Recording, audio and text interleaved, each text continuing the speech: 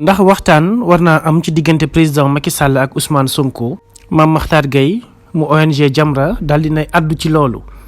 ñu bëri gis ni moom Mame Makhtar Gueye dox na ci yu bëree bëri yoo xam ne amutoon jàmm fii ci Sénégal moom moo def la tout ba loolu daal di dellu si waaye nag li nga xam ne moo ñeel Macky Sall ak kii di Ousmane Sonko nekk na cas bu critique ndax cas bi nag waxtaanee ko sax du yomb. ndax dafa am dëgg boo xam ne moom moo ci nekk ñu ci bëri ragal koo wax dëgg googu nag ñëpp xam nañ ko mooy que li ñeel kii di Ousmane Sonko président Macky Sall dafa dekk ci ay tànki daal di koy éliminer moom Ousmane Sonko mësul wax kii di président Macky Sall lenn loo xam ne war naa mën a tax moom mu nekk ennemi numéro 1 moom en politique. waaye nag puisque dañ ne en politique moo waral mu nekk ennemi ndax ci biir politique moom lenn kese lañ ciy wër mooy koo xam ni dafa nekk suñu adversaire boo xam ne population bi dañ koo bëgg te man nekkul lu ma arrangé ma daal di xool nu may def ba daal di koy éliminer loolee moo am ci langum politique gi. Ousmane Sonko nag ci dynamique boobu la nekk ci tànk yooyu la nekk face au président Macky Sall moo waral nag c'est tout à fait normal moom saa su ne mu koy tegal ay ndigg sërëx ngir daal di koy éliminer. waaye nag match bi dañu koy jouer moo salte ndax dañ cee boole yoo xam ne waroon na see mën a ñàkk dugal si ay histoire de mœurs dugal si ay mbir yoo xam ne sénégalais yëpp naqari na leen naxari goo xam ne lépp ci kaw président Macky Sall la daal di këppuwaat ndax moom président Macky Sall gis na élection yi fi weesu li ko ci dal te loolee nekkul lenn lu dul ñàkk ay conseils yu baax waaye ba noppi itam topp li nga xam ne moo di ay bëgg-bëggam. ndax moom mënoon naa jël Ousmane Sonko bàyyi ko mu def ab liggéeyam na mu ko bëggee ak na mu waree na ko bàyyi rek tout simplement mu wër ay militants am ak i sympathisants am doxal wàllum politique am te ba noppi itam bu dee Ousmane Sonko def ko critiquer moom naka nangu accepter ko ndax moom moo nangoo nekk suñu président de la République du Sénégal. boo xësee ba nekk na yaay njiit da ngay nangu da ngay accepter da ngay bàyyi nit ñi ñu lay critiquer. loolee mooy jikkoy koo xam ne ab leader nga te leadership bi ngay wootee dafa war a feeñ ci wàllum démocratie. wante président Macky Sall moom mën nañ delloo si waat kàddu yi Serigne Moustapha Sy yi rek moom nekkeewu fi lu dul daal di gën a fësal démagogie jël démocratie tegee ko ci suuf loolu nag ñëpp xam ne nekkul luy arranger Sénégal nekkul loo xam ne luy jëmale kanam réew mi la. ndax kii di Ousmane Sonko président Macky Sall war na koo mën a may jàmm mu wëyal la nga xam ne moom la war a wëyal waaye nag lu dox ci diggante ñoom ñaar ñu dajewaat toog ànd nekk benn loolu du yomb ndax dafa am yu bëree bëri yoo xam ne moo fi xew comme niñ ko doon waxee sànq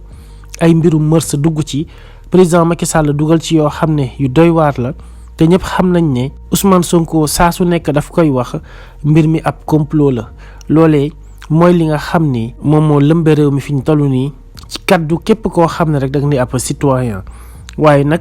mbir mi yomb naa régler et c'est très simple mooy que président Macky Sall il est un politicien Ousmane Sonko itam politicien la na ko bàyyi mu wëyal ab liggéeyam defee ko nam ko bëggee ak na mu waree tout simplement Ousmane Sonko na respecté bépp charte boo xam ne moom daf ko diggaale ak sénégalais yi. te ba noppi itam bu mu def lenn luy jéggaani constitution bu Sénégal bu mu indi trouble à l'ordre public bu mu indi lenn loo xam ne dafay tax moom ñu daal di ko ciy yàpp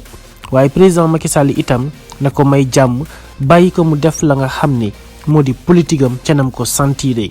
bu ko mayee jàmm rek Sénégal gi dina am jàmm ndax ndaw ñi ànd nañ ak Ousmane Sonko ànd goo xam ne buñ ko mayul jàmm ñoom duñu may jàmm le président Macky Sall. moo tax nag na jàmmal Ousmane Sonko bu fekkente ne bëgg na jàmmi boppam ak jàmmi réew mi kon la nga xam ne Mame Makhtar Gueye mi ngi koy jéem a ut di ko sàkku ci diggante Ousmane Sonko ak le président Macky Sall yomb naa régler il suffit tout simplement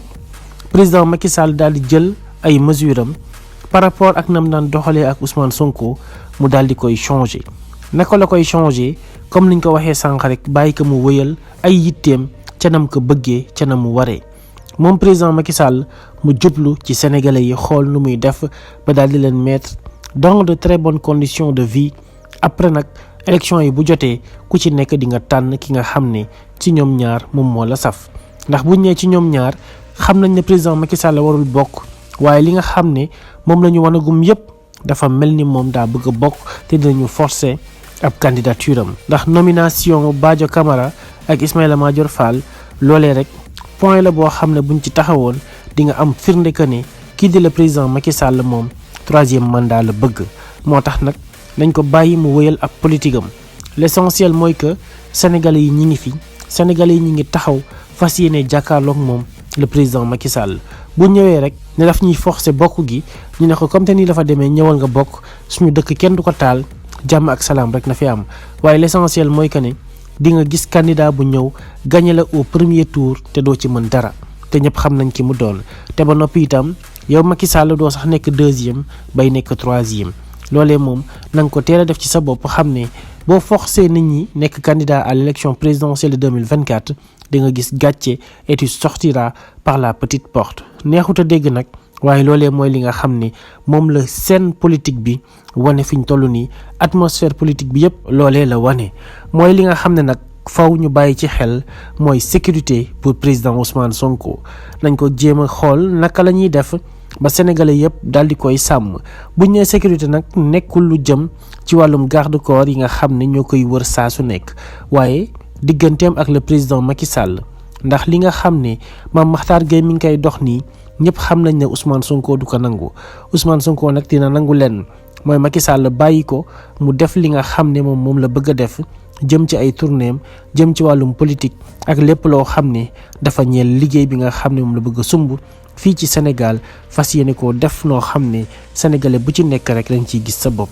loolee nag du nekk lu yomb pour président Macky Sall mu daal di koy bàyyee Ousmane Sonko mu daal di koy def waaye lu ci mënti am mooy bu fekkente ne jàmm ji nga xam ne Mame Makhtar Gueye mi ngi koy woote bëgg nañu ko il faudra tout simplement que kii di Ousmane Sonko président Macky Sall daal di koy may jàmm jooju nag bu ko mayul moom dina ko arraché amal ko boppam te bu boobaa boobooy gën a ñaaw président Macky Sall nag moom ñëpp xam nañ ne il n'est pas flexible nekkul koo xam ne ku neex a waxal la ak kuy bàyyi ndax gis nañ Khalifa Sall ak kii di Karim Wade bi ngeen fi tëjee am na kilifa diine yu bëree bëri yoo xam ne daal dinañ koy woo ngir mu mën a leen a bàyyi waaye moom le président Macky Sall fa mu téye la téye jàpp fa mu jàpp ba mu dëgër këj boobu ba tey defu ko ba tax na ñuy wax tey jii lu jëm ci wàllum amnistie ci diggante Karim Wade ak kii di Khalifa Sall waaye nag loolu day firndeel encore une fois que ne président Macky Sall defantekat la te nekk na itam koo xam ne il n'est pas propice au développement du Sénégal